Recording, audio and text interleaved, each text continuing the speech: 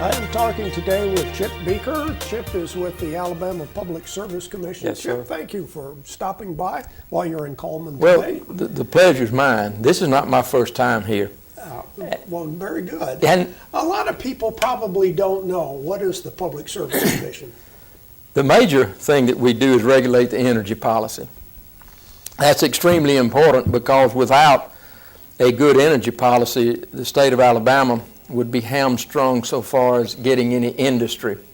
All industry that comes to Alabama, or any other state for that matter, number one concern is how much will it cost us to get the kind of energy we need, and by that, the amount that we need at the critical times during the workday, and can we be guaranteed that we can get this day in and day out, week in, week out, month and years. And so it is a major thing to do.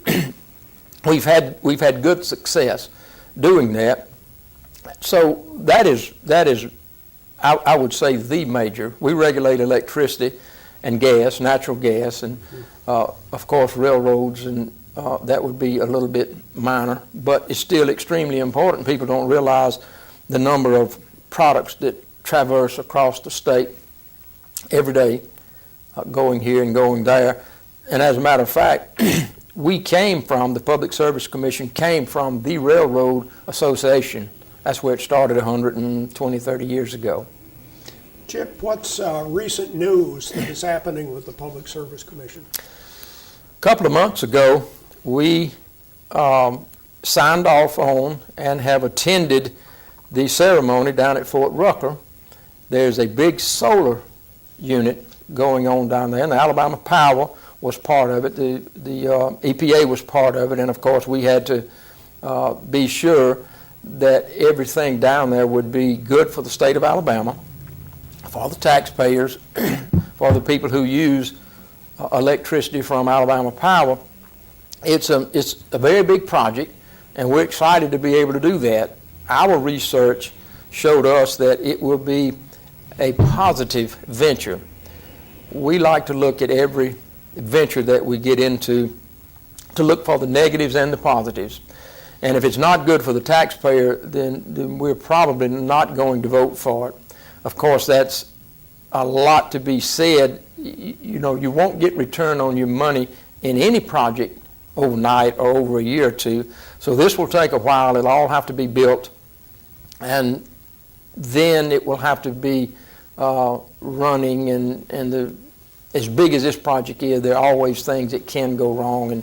But we're excited, and Alabama Power has done a fine job on being able to make this available and help pay for the solar panels, or help finance the solar panels to the fort.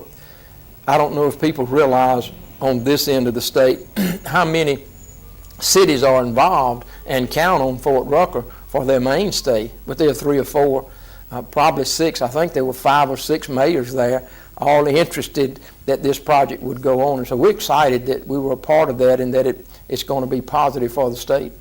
Will this be something that ultimately will replace nuclear or coal? Now, this would be opinionated, and my opinion is no. It will add to, supplement, but it will never replace. It can't replace, because we don't know at some point when the sun won't shine for a week. Things happen, yeah. And if the sun's not shining, solar's out.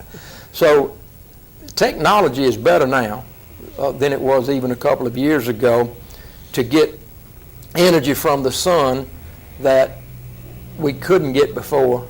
We all are very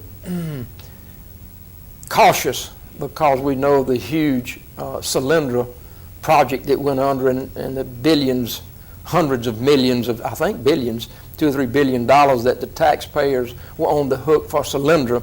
That was the big pilot project that was going on out in the West, and it failed, and the people misspent the money, and they just had too much money to spend, in my opinion, and so they spent it, and it was bankrupt, and it's taxpayers' money. So all of us commissioners, we're all agreed that we're not going into these projects quickly, and our department is going to do the research, and we're going to hear from them as well as the others, and so we're excited about it. I've driven through the Midwest in recent years and seen all the windmills. Is wind an alternative in Alabama? It certainly is. We're not as likely to be as profitable with windmills here as in the West, Midwest, and the wind blows a good deal more there. There are some wind projects here, but they're very small, and they're being tested. And maybe on some of the hillsides, it may turn out to be something profitable, and we're not opposed to looking at all. If anybody wants to do that, we'll help all we can. But again, we just don't want to spend a lot of the taxpayers' money with something that they might not want. So that's, again, the key to us. We'll permit it, and we'll do that if there's anywhere close that it will, break even or make a profit. Chip, talk about the coal industry. And we see more and more putting restrictions on the use of coal. Talk about There are that. far too many restrictions put on the coal industry. And that's my opinion, but there's so many people writing about that and bringing facts out about that. Sad to say, many of these facts are suppressed by the media and by the government, the national government, particularly the federal government. Coal needs to be in the mix, and there's no doubt about it. Within the last 5 or 6 years, there have been some terrible times when electricity went out. A bad wind would come through, one line is down, they didn't have the power that they needed, and the South furnished it. And we furnished the power up into the East because we had an abundance of coal, and we had this electricity ready to go. And if anything happens, coal furnishes electricity that you can count on. It's there. We have an abundance of it. I am particularly in favor of coal in the mix.